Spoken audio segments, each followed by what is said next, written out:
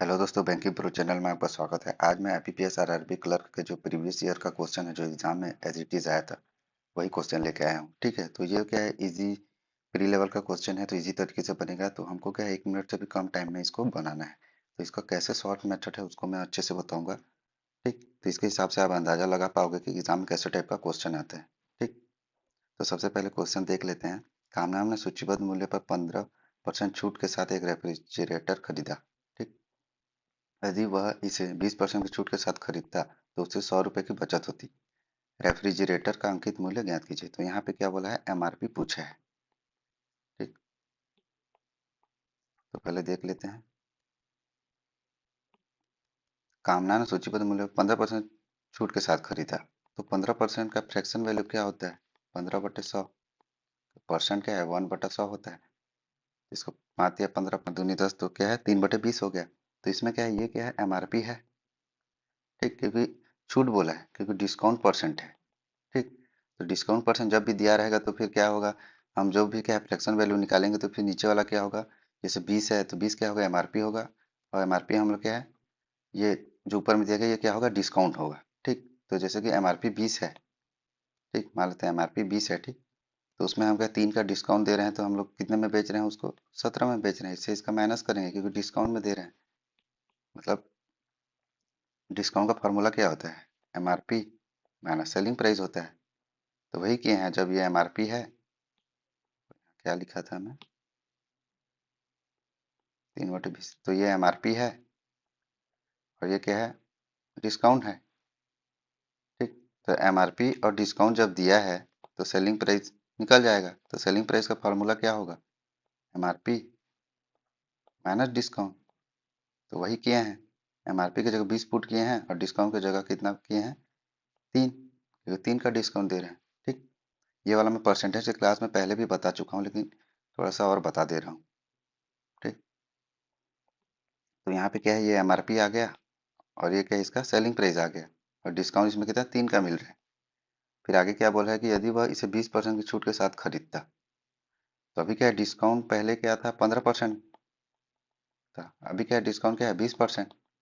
तो जब क्या है, वो 20% डिस्काउंट के साथ खरीदता है तो इसका फ्रैक्शन वैल्यू क्या होता है, 20/100 इक्वल टू 1/5 होता है। इसमें 1 का डिस्काउंट दिया तो एमआरपी कितना हो गया, 5। और सेलिंग प्राइस कितना हो गया, क्योंकि डिस्काउंट 1 का दे रहा है तो कितने में बेच रहा है, 4। ठीक, तो यहाँ पे क्या आ जाएगा, एमआरपी 5 आ जाएगा और यहाँ पे सेलिंग प्राइस क्या आ जाएगा, 4 आ जाएगा। 1 का डिस्काउंट दे रहा है। ठीक, फिर उसके बाद आगे क्या बोला है, तो उसे 100 रुपये की बचत होती है। तो क्या करता है, वो सेविंग करता है कितने का, 100 रुपये का। ठीक, रेफ्रिजरेटर की अंकित मूल्य ज्ञात कीजिए, एमआरपी। तो हम लोग ये जानते हैं कि दोनों में क्या है, कामना कामना ही है, क्योंकि कामना ही खरीद रही है। तो जो एमआरपी होगा, रेफ्रि जो क्या बोलते हैं, फ्रिज का जो एमआरपी होगा। ठीक, वो दो, ठीक है, वो एक ही एमआरपी होगा। जब 15% का डिस्काउंट दे रहा है तो एमआरपी वही होगा, जो 20% डिस्काउंट देने पर भी एमआरपी सेम होगा। तो इसको क्या करें, एमआरपी सेम कर देंगे। एमआरपी को जो मार्क प्राइस है उसको सेम करने के लिए इसमें क्या करेंगे, 4 का मल्टीप्लाई करेंगे। तो इसका क्या आ जाएगा, 20/17। ठीक, इसमें 4 का मल्टीप्लाई करेंगे तो क्या करेगा, 20/4×4 16 आ जाएगा। ठीक, और यहाँ पे क्या, 100 रुपये की बचत होती है। ठीक, अब क्या है, कामना क्या है, पहले क्या करता है, 15% का डिस्काउंट देता है। ठीक, और फिर 20% का डिस्काउंट देता है। तो इस डिस्काउंट में जो 15% का जितना डिस्काउंट दिया है, तो जितना उसको क्या बोलते हैं, पैसे लगे, और 20% डिस्काउंट देने पर जितना पैसे लगे, इस दोनों के बीच में उसको क्या है, 100 का प्रॉफिट हो रहा है। ठीक, 100 का प्रॉफिट हो रहा है। तो हम लोग ये मान सकते हैं कि दोनों का सेलिंग प्राइस में माइनस कर देंगे तो हमको क्या है, उसका वैल्यू निकल जाएगा। तो इस दिनों को क्या करेंगे, हम लोग माइनस कर देंगे। क्यों, क्योंकि ये सेलिंग प्राइस है। तो इसको क्या है, 17 और 16 का डिफरेंस कितना दिया, 1 दिया है। तो 1 कितना है, 100 के बराबर। और हमको क्या है, एमआरपी पूछा है। तो 1 100 के बराबर है, तो 20 के बराबर कितना हो जाएगा, 20 × 100 हो जाएगा। तो वैल्यू कितना आ जाएगा, 2000। तो 2000 क्या है, हम लोग का एमआरपी है। तो ऑप्शन 3 क्या है इसका सही है। ठीक, ऐसे ही बनाना है। एमआरपी को क्या है इक्वल कर देना है, क्योंकि हम दोनों जो एक बार 15% डिस्काउंट दे रहे हैं, एक बार 20% डिस्काउंट दे रहे हैं, तो दोनों डिस्काउंट में से जो सेलिंग प्राइस है उसको अगर हम डिफरेंस निकाल लेंगे तो उसी में तो हम लोग को सेविंग मिलेगा। ठीक, अब क्या कहते हैं नेक्स्ट क्वेश्चन पे आते हैं। नेक्स्ट क्वेश्चन क्या है, एक चुनाव में विजेता को कुल वोटों का 60% मिलता है और वह 1200 वोटों से चुनाव जीतता है, तो चुनाव में कुल मतदाताओं की संख्या ज्ञात कीजिए। एक चुनाव विजेता का कुल मतलब विजेता क्या है, टोटल हम अपने आप में 100% मान लेते हैं, 100% वोट है टोटल। तो जो विजेता है जो विनर रहता है उसको 60% मिलता है, जो विनर रहता है उसको 60%। तो जो हारता है जो, ठीक है, लॉस मतलब जो हारता है उसका कितना हो जाएगा, 40% हो जाएगा, क्योंकि एक जीतता है और एक हारता है। तो जो जीतने वाले को 60% वोट मिला है तो हारने वाले को 40% वोट मिलेगा। ठीक, और इसका रेशियो निकाल लेंगे तो 2 तिया 6, 2 दूनी 4। अब क्या है वो 1200 वोटों से जीतता है, मतलब इसी का डिफरेंस बोला है, क्योंकि जो हारने वाले से क्या है 1200 वोटों से जीतता है वो। ठीक, तो जो विनर है उसको लॉस से क्या है 1200 अधिक वोट मिले होंगे, तो इन दोनों का डिफरेंस ही इसके बराबर होगा। तो इन दोनों का डिफरेंस कितना है, एक है, तो एक कितना है 1200 के बराबर है। ठीक, तो जीतने को वाले को कितना मिल गया 3600, और हारने वाले को कितना मिल गया 2400 मिल गया। और यहाँ पे क्वेश्चन में क्या बोला है, चुनाव में कुल मतदाताओं की संख्या, तो हम दोनों को क्या करेंगे प्लस कर देंगे। ठीक, क्योंकि टोटल पूछा है, तो 3600 प्लस 2400, 3 2 5 1 6, तो 6000 क्या होगा इसका वैल्यू आ जाएगा। तो ऑप्शन 1 क्या है इसका सही होगा। ये क्या है आईबीपीएस आरआरबी क्लर्क का प्री लेवल का है, इसलिए एकदम इजी लेवल का है। तो इसको एकदम जल्दी से क्या है 1 मिनट में कम टाइम में आपको बनाना है, और ऐसे ही बनाना है। आप प्रैक्टिस कर लोगे तो क्या है एकदम तुरंत बना लोगे। अभी समझा रहा हूँ इसलिए थोड़ा टाइम लग रहा है। अब क्या है क्वेश्चन 3 पे आते हैं। क्वेश्चन 3 में क्या बोल रहा है कि अमन ने एक्स निवेश किया और 6 महीने के बाद सचिन ने एक्स प्लस 6000 निवेश किया। वार्षिक कुल लाभ और अमन के लाभ का अनुपात। ठीक, टोटल लाभ कुल लाभ और अमन के लाभ का अनुपात 5:2 है। तो एक्स का मान ज्ञात कीजिए। तो यहाँ पे एक अमन दिया है और एक सचिन दिया है। अमन क्या है x रुपये का निवेश कर रहा है। ठीक, और जस्ट 6 महीने बाद क्या कर रहा है सचिन, क्या कर रहा है एक्स प्लस 6000 का निवेश कर रहा है। और ये देखना वार्षिक दिया है, मतलब कि 1 ईयर, 1 साल के लिए क्या है ये लोग निवेश कर रहे हैं। ठीक, तो 1 साल के लिए निवेश कर रहे हैं, तो अमन क्या है एक्स निवेश करते हो 1 साल के लिए पूरा निवेश करेगा अमन। और जो सचिन है वो क्या है 6 महीने के बाद ज्वाइन कर रहा है, मतलब 6 महीने के बाद ज्वाइन कर रहा है, मतलब 6 महीने तक वो निवेश नहीं किया है। तो आगे जाके क्या होगा 12 - 6 महीने के लिए निवेश करेगा, क्योंकि टोटल 12 महीना है और 6 महीने के बाद आया है, तो 6 महीने के लिए ही निवेश करेगा। तो इसको डायरेक्टली क्या कर देना, तो 6 कर देता हूँ मैं। ठीक, जो करता है काट देंगे, 6 × 6 6 दूनी 12। ठीक, तो इसका क्या रहेगा 2x, और इसका क्या है एक्स प्लस 6000। क्या है इसका रेशियो आ गया। अब आगे क्या बोला है कि कुल लाभ और अमन के लाभ का अनुपात 5:2 है। जो क्या है टोटल जो प्रॉफिट है, ठीक, और अमन का प्रॉफिट उसका अनुपात 5:2 दिया है। ठीक, तो हम लोग ये मान सकते हैं कि जब अमन का जो प्रॉफिट है 2 है, तो सचिन का प्रॉफिट कितना होगा, ये टोटल है 5, तो 5 में 2 को माइनस कर देंगे तो 3 होगा, सचिन का प्रॉफिट 3 होगा। ठीक, अब इससे क्या हम एक्स का वैल्यू निकाल लेंगे। इसका एक्स का वैल्यू निकालने के लिए क्या करेंगे 2x upon x plus 6000 equal to, ये क्या है अमन, अमन का लाभ कितना है 2, और सचिन का कितना निकाले थे 5 में 2 माइनस किए थे कितना आया था 3 आया था। अब क्या है इसको सॉल्व कर लेंगे। इसको जब सॉल्व कर लेंगे तो 3 इधर चला गया, 3 3 दूनी 6x हो जाएगा, और 2x प्लस 6 दूनी 12000। 2x इधर आके कितना 4x हो जाएगा, और ये कितना हो जाएगा 12000। तो x का वैल्यू कितना हो जाएगा 3000। तो x का वैल्यू कितना आया 3000। तो क्या है आंसर 4 सही होगा इसका। अब क्या है क्वेश्चन नंबर 4 पे आते हैं। क्वेश्चन नंबर 4 में क्या बोल रहा है कि 5 वर्ष पहले दिया की आयु सी की वर्तमान आयु का अनुपात 4:5 है। 7 वर्ष बाद दिया और शिव की आयु का अनुपात 4:3 होगा। 10 वर्ष बाद शिव की आयु ज्ञात कीजिए। शिव के 10 वर्ष बाद आयु क्या है ये हमको निकालना है। ठीक, 5 वर्ष पहले दिया की आयु और शिव की वर्तमान आयु का अनुपात इतना है। तो 5 वर्ष पहले, ठीक, दिया की आयु और शिव की क्या है वर्तमान प्रेजेंट, ठीक है, प्रेजेंट की आयु का अनुपात 4:5 दिया है। ठीक, 5 वर्ष पहले, तो हम लोग इसको क्या है रेशियो को पहले एक्स मान लेंगे। ठीक, अब क्या करेंगे हम क्या करेंगे दिया की जो आयु है उसको हम प्रेजेंट की आयु में ले आएंगे। तो ये 4x क्या है 5 वर्ष पहले की आयु 4x है, तो वर्तमान में इसकी आयु क्या होगा 4x + 5। तो 5 ईयर का अगर प्लस कर देंगे तो क्या है ये प्रेजेंट मतलब दिया की प्रेजेंट एज आ जाएगा। ठीक, अभी जो वर्तमान में है, और जो शिव का जो प्रेजेंट एज दिया ही हुआ है 5x है। ठीक, जो वर्तमान आयु है सचिन का वो दिया हुआ है। उसके बाद क्या है 7 वर्ष बाद दिया की आयु सी की आयु का अनुपात इतना हो जाएगा। तो 7 वर्ष बाद बोला है तो 4x + 5 + 7 कर देंगे। ठीक, 7 और जोड़ देंगे और सी की आयु कितना है 5x, इसमें भी 7 जोड़ देंगे। इसका अनुपात कितना है 4:3 दिया है। अब इसको सॉल्व कर लेंगे। ठीक है, तो 4 दिया ये क्या है 12x हो जाएगा और 7 5 12, तो 12 दिया कितना होगा 36 हो जाएगा और 4 5 20x हो जाएगा, 7 4 28 हो जाएगा। ठीक, ये 12 इधर चला जाएगा तो 8x हो जाएगा और 28 इधर आ जाएगा तो इसका वैल्यू कितना हो जाएगा 8 हो जाएगा। तो x का वैल्यू कितना आ जाएगा 1 आ जाएगा। ठीक, अब शिव की आयु क्या होगा शिव की वर्तमान आयु यहाँ क्या था 5x था, तो x का वैल्यू 1 आया तो शिव के जो वर्तमान आयु है प्रेजेंट एज है वो कितना हो जाएगा 5 हो जाएगा।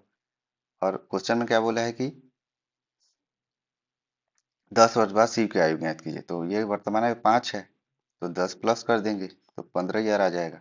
ठीक, यही क्या इसका आंसर होगा। तो आंसर 2 क्या होगा इसका करेक्ट होगा। ठीक, ऐसे ही बनाना है।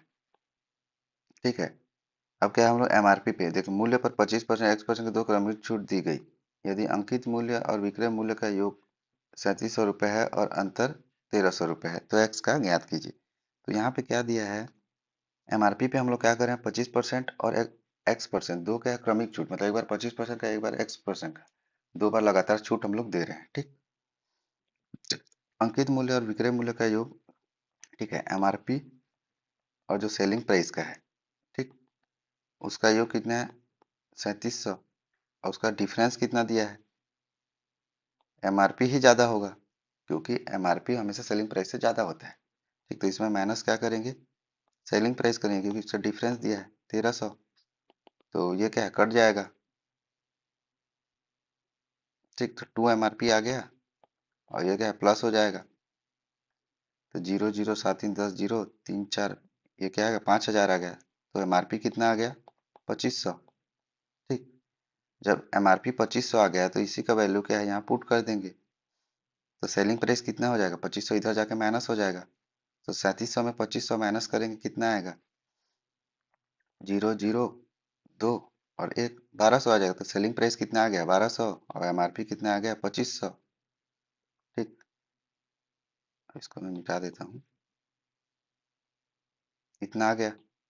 इतना आने के बाद आगे क्या बोल रहा है तो एक्स का ज्ञात कीजिए। अब क्या करें एमआरपी, एमआरपी कितना 2500 है, इसमें क्या है दो क्रमिक छूट दे रहे हैं और जितना भी छूट देंगे तब जाकर हमको क्या है सेलिंग प्राइस, मतलब इसमें क्या है हम लोग एक बार 25% का छूट दे रहे हैं एक बार X% का छूट दे रहे हैं, इसी का वैल्यू ही तो सेलिंग प्राइस के इक्वल होगा क्योंकि इतने छूट देने के बाद ही हमें क्या है सेलिंग प्राइस मिलेगा। ठीक, तो हम लोग इसका पहले एक बार 25% छूट कर लेते हैं। इसको क्या मैं नॉर्मल बता दे रहा हूँ, यहाँ 2500 है 25% का छूट देंगे, इसका फ्रैक्शन वैल्यू 4 होता है तो इससे क्या है एक माइनस हो जाएगा 3/4 हो जाएगा। ये क्या परसेंटेज के क्लास में मैं करवा चुका हूँ इसलिए मैं थोड़ा फास्ट बता रहा हूँ। अगर समझ में नहीं आ रहा होगा थोड़ा सा दिक्कत हो रहा होगा फ्रैक्शन वैल्यू कैसे आया तो आप क्या करना परसेंटेज का क्लास मेरा देख लेना। ठीक, इसमें क्या है X% छूट तो 100 - X/100 कर देंगे।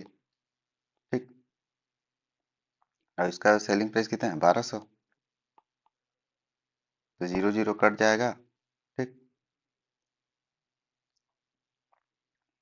0 0 कट जाएगा, 25 या 75 into 100 minus x equal to कितना हो जाएगा, 4 इधर चला और 40, 12 चौं 48 होता है। ठीक, अब क्या क्या है ये 7500 माइनस 75x इक्वल टू 48। ठीक, अब क्या करेंगे हम लोग, क्या है 3 से क्या है सबको डिवाइड कर देंगे, 3 दूनी 6, 3 5 6 15, 3 दूनी 6, 3 5 6 15, 3 1 3, 3 6 18, इतना आ जाएगा। ठीक, अब क्या करेंगे 25x को इधर ले आएंगे। ठीक, और 1600 को इधर ले आएंगे, तो 1600, 2500 में 1600 माइनस करेंगे तो कितना आएगा, 900 आएगा। ठीक, तो यहाँ पे कितना आ गया, 900 आ गया, तो x का वैल्यू कितना आ जाएगा, 900/25, 25 या 75 हो जाएगा, 25 छक्के 150, तो इतना के x का वैल्यू कितना आ जाएगा, 36%। तो यहाँ पे क्या है, ऑप्शन 2 क्या होगा इसका सही होगा। ठीक, तो इसको क्या है एक बार प्लस दिए, एक बार क्या है एमआरपी और सेलिंग प्राइस को एक बार जोड़ रहा है, एक बार घटा रहा है, तो उसको क्या एक बार जोड़ दे, और घटाने से क्या है उसका एमआरपी का वैल्यू भी आएंगे, सेलिंग प्राइस का वैल्यू ले आएंगे। अब क्या है क्वेश्चन नंबर 6 पे आते हैं। क्वेश्चन नंबर 6 में क्या हो रहा है, ए काम को 42 दिनों में पूरा कर सकता है, बी ए से 20% अधिक कुशल है, ए और बी द्वारा मिलकर काम पूरा करने में लिया गया समय ज्ञात कीजिए। तो क्या करें, ए क्या है 42 डे काम कर रहे हैं, अब बी क्या कर रहा है, ए से 20% अधिक है। ठीक, तो इसका फ्रैक्शन वैल्यू कितना हो जाएगा, 20/100, 20 × 100, 1/5, तो अधिक कुशल है बोल रहा है, तो बी अनुपात ए कितना हो जाएगा, बी ए से अधिक कुशल है बोल रहे हैं। ठीक, 5 से 1 ज़्यादा कितना हो जाएगा, 6/5 हो जाएगा। अब बी ए से मतलब अधिक कुशल कौन है, बी है, तो ये बी का वैल्यू होगा, ये ए का वैल्यू हो गया। ठीक, ये निकालने का शॉर्ट तरीका है। ठीक, इसको मैं पहले ही बता चुका हूँ, ऐसा ही करना है। ठीक, फ्रैक्शन निकाल लेना है, फिर अगर अधिक बोल रहा है तो उसमें प्लस कर देना है, और कम बोल रहा है तो उसको क्या है माइनस कर देना है, तो जो अधिक जो ज़्यादा होगा जो कम होगा उसी का वो वैल्यू हो जाएगा।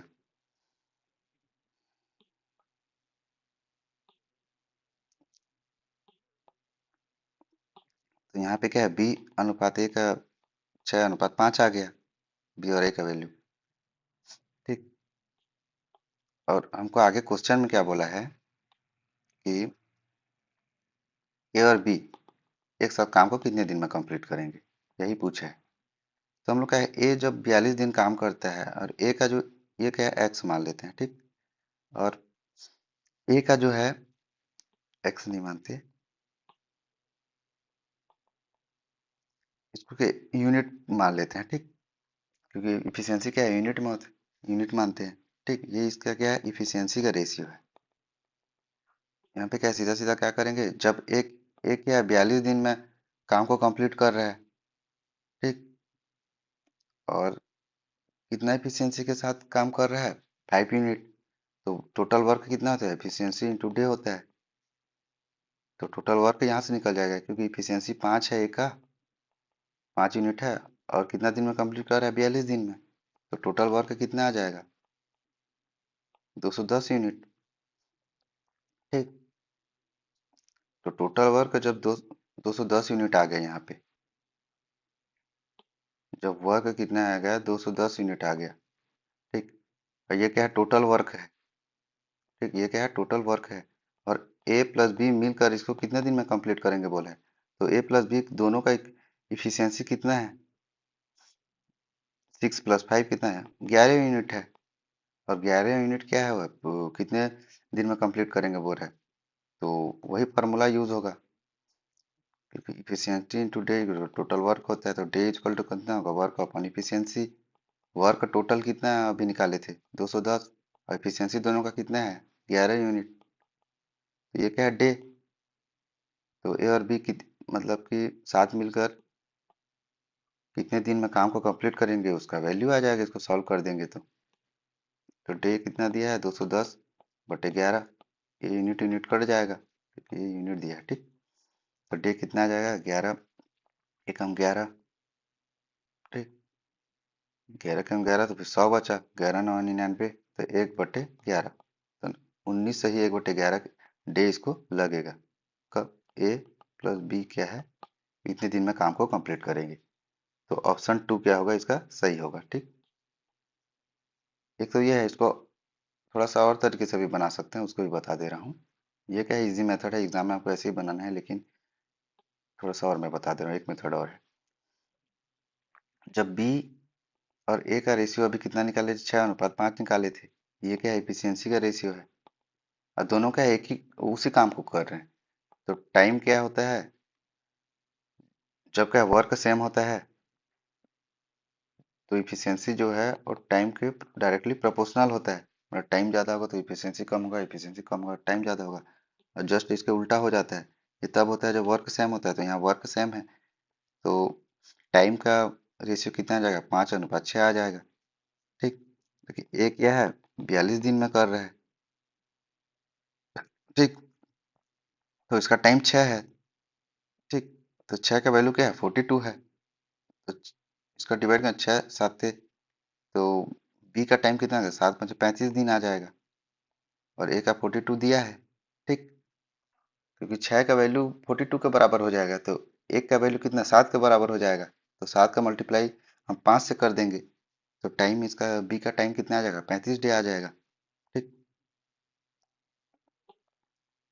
अब क्या करेंगे, ए क्या है 42 डे में कर रहा है, और बी क्या है 35 डे में कर रहा है। अब इसका एलसीएम निकाल लेंगे, तो इसका एलसीएम कितना 210 आएगा। ठीक, इसका एलसीएम 210 आएगा, और अब इफिशियंसी का दिया है, कितना है इफिशियंसी का, इसका एलसीएम 210 आएगा। इफिशियंसी का वैल्यू यहाँ मत नहीं, इफिशियंसी दिया है 6 और 5 दिया है, तो 210, इसका एफिशिएंसी प्लस हो जाएगा 11, तो डे कितना आ जाएगा 19 सही 1/11 दिन। तो ऐसे भी इसको सॉल्व कर सकते हैं, लेकिन पहला वाला जो मेथड बनाया बताया था वो बेस्ट मेथड रहेगा इसको बनाने के लिए। ठीक,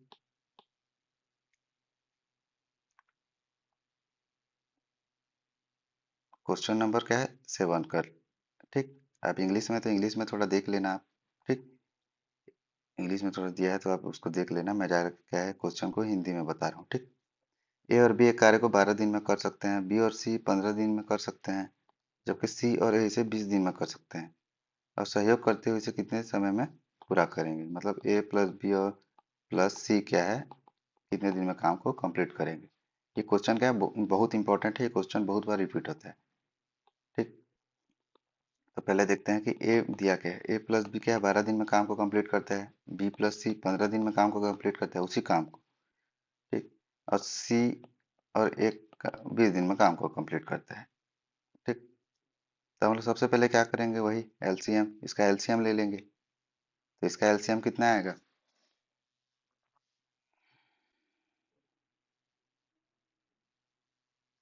60 आएगा।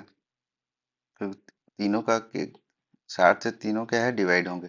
ठीक, 5 यूनिट आ जाएगा, 15×4 = 60, ये 4 यूनिट आ जाएगा इफिशियंसी, और ये 3 यूनिट इफिशियंसी आ जाएगा। ये क्या है, एक दिन में क्या है ए प्लस बी 5 यूनिट करते हैं, तब जाकर 12 दिन में क्या है 60 यूनिट काम को कंप्लीट करते हैं। ठीक, ये यूनिट में दिया है। अब देख लेते हैं ए प्लस बी, ठीक, plus B plus C plus A, क्योंकि तीनों का क्या है इफिशियंसी को हम प्लस कर देंगे। इफिशियंसी इतना कितना हो गया, 5×4 = 9, 9×3 कितना होता है 12 होता है, 12 यूनिट होता है।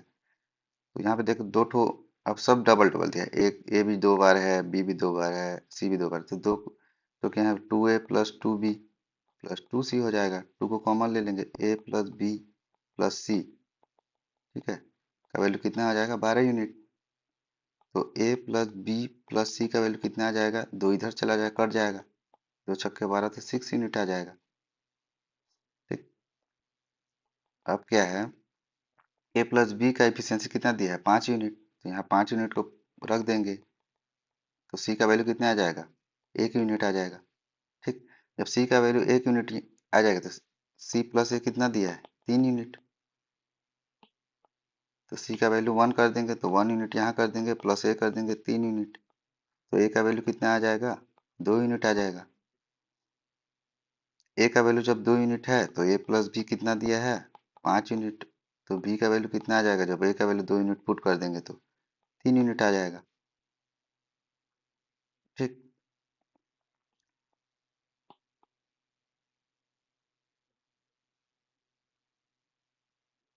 तो यहाँ पे क्या है, ए का वैल्यू कितना आया, 2 यूनिट। बी का वैल्यू कितना है, 3 यूनिट। और सी का वैल्यू कितना है, 1 यूनिट। ठीक। अब क्या आगे क्वेश्चन में क्या दिया है, वे मिलकर, ठीक, सहयोग से मतलब मिलकर वे कितने समय में काम को पूरा करेंगे। तो ए प्लस बी प्लस सी ये तीनों मिलकर टोटल 60 यूनिट वर्क है, उसको कितने दिन में काम को कंप्लीट करेंगे। तो डे का फॉर्मूला क्या होता है, वर्क अपॉन इफिशियंसी होता है। वर्क कितना दिया है, 60 यूनिट दिया है। इफिशियंसी तीनों का कितना हो जाएगा, तीनों को प्लस कर देंगे तो कितना हो जाएगा, 6 यूनिट हो जाएगा। ठीक। तो डे कितना आ जाएगा, तीनों मिलकर कितने दिन में काम करेंगे, यूनिट यूनिट कट जाएगा, 6 कम 6, तो 10 दिन लगेंगे। ठीक है। तो ए और बी और सी मिलकर काम करेंगे तो उनको क्या है, 10 दिन लगेंगे। ठीक। तो ऑप्शन 2 इसका क्या होगा, सही होगा। ऐसे क्या एग्जाम में बनाना है। अब क्या लास्ट क्वेश्चन है। ठीक। इसको देख लेते हैं। क्वेश्चन नंबर 8 में क्या है, रेनू ने 27,000 रुपये का व्यवसाय शुरू किया। 3 महीने के बाद शुभम 50,000 रुपये के साथ जुड़ गया और 6 महीने के बाद कविया है 63,000 रुपये के साथ जुड़ गया। वर्ष के अंत में लाभ बंटवारे का अनुपात ज्ञात कीजिए। सबसे पहले दिया है वो देते, पहले क्या है, रेनू है, 3 के बाद शुभम है, और क्या है, काव्य है। काव्य को के से डिनोट कर लेता हूँ। ठीक। रेनू क्या है, 27,000 रुपये का। तो सबसे पहले क्या है, हम लोग को क्या है, रेशियो, हम क्वेश्चन को पहले पूरा पढ़ लेंगे। तो क्वेश्चन में लास्ट में क्या है, रेशियो पूछा है। रेशियो पूछा है तो हम लोग क्या करेंगे, सबसे पहले हम लोग क्या है, 3 जीरो हटा देंगे यहाँ से। ठीक। इसका वैल्यू कितना, 27 आ गया। और 3 महीने के बाद शुभम, इसका वैल्यू 50 आ गया, और इसका वैल्यू क्या है, 63 आ गया। रेनू ने इतना रुपये व्यवसाय शुरू किया। रेनू क्या है, रेनू क्या है, व्यवसाय को शुरू करता है, मतलब निवेश करना क्या करता है, स्टार्ट करता है रेनू। उसके बाद 3 महीने के बाद शुभम। तो रेनू, अब वर्ष बोला है मतलब 1 ईयर, 1 ईयर तक क्या है, तीनों निवेश करते हैं। 1 ईयर ईयर के अंडर में ही तीनों निवेश करते हैं। ठीक। तो रेनू क्या है, पूरा 12 मंथ पूरा निवेश करेगा। और 3 महीने के बाद शुभम निवेश कर रहा है, मतलब 3 महीने के बाद, मतलब 3 महीने नहीं किया है, और टोटल 12 है, 3 महीने नहीं किया है, तो 9 महीने निवेश करेगा। यहाँ पे 9 का मल्टीप्लाई कर देंगे, क्योंकि 3 महीने के बाद जुड़ रहा है। और उसके बाद क्या, 6 महीने के बाद का भी है, तो 6 महीने के बाद 12 महीने है, 6 महीने के बाद जुड़ रहा है, तो ये क्या है, 6 महीने के लिए निवेश करेगा। ठीक। अब जो जो कट रहा है हम काट देंगे, जो क्या है तीनों में इक्वली कट रहा है उसी को काट पाएंगे। ठीक। 9 7 63, 9 कम 9, 9 तिया 27। ठीक। 2 से काटेंगे, 2 छक्का 12, 2 पच्चीस 50, 2 तिया 6। अब इसका कितना, 6 तिया 18, अनुपात 25 से कम 25, अनुपात 7 तिया 21।